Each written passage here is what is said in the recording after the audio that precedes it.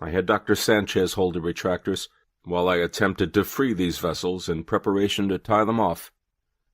"Dr. Gifford," Dr. Sanchez exclaimed with obvious distress, "blood is welling up everywhere. Do you want me to move the retractors?" "No, Miguel, you're doing great." I dared not have him move for fear of losing control of the bleeding. At a time like this, you don't think.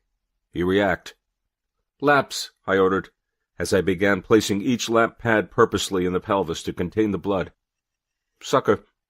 I used the sucker to suction up the rising pool of blood, and carefully moved each lap pad just slightly to hopefully identify the source of bleeding. The lap pad often tamponades the bleeding. Removing the lap pad or moving it too quickly might cause further bleeding or tearing of other vessels. I didn't realize we were losing so much blood until Dr. Anderson asked, "Hey, Barry, what you doing down there?" "His blood pressure is dropping and becoming difficult to control with fluids." "Got a bleeder here in the pelvis. I think it's a big one. Better send for blood." It must have been only seconds later that all hell broke loose. As I rounded Shipping Point, which was less than a quarter-mile from the dock, I noticed an unusual smell. It smelled like burned rubber, like the garbage plant 5 miles away might be burning refuse. However, I saw no smoke in front of me, and it seemed to be coming from my boat. I looked toward the exhausts and saw white smoke. It could mean water or possibly oil. Almost as soon as I saw it, an alarm started screeching. This couldn't be good. Black smoke was now emanating from the transom. The cabin was filling with black acrid smoke.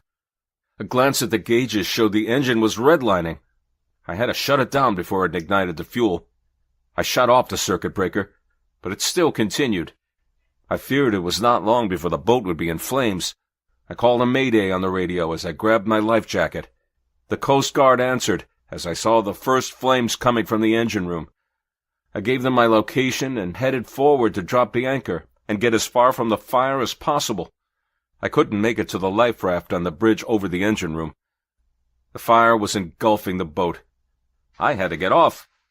I hoped the Coast Guard was nearby. I stood on the bow, readying myself to jump. I heard a thundering noise from behind.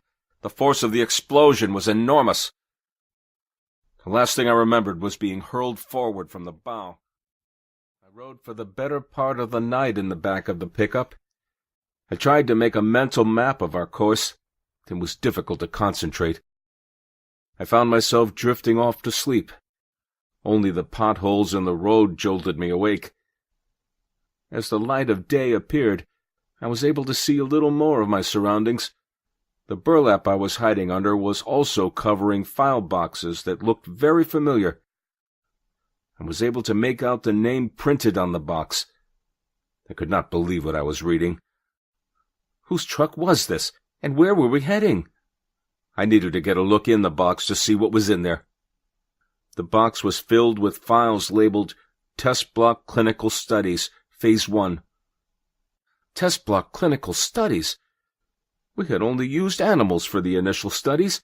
We weren't ready for human trials yet. The animal studies clearly had problems. It would be unethical and dangerous to even attempt studies in humans. What was going on here?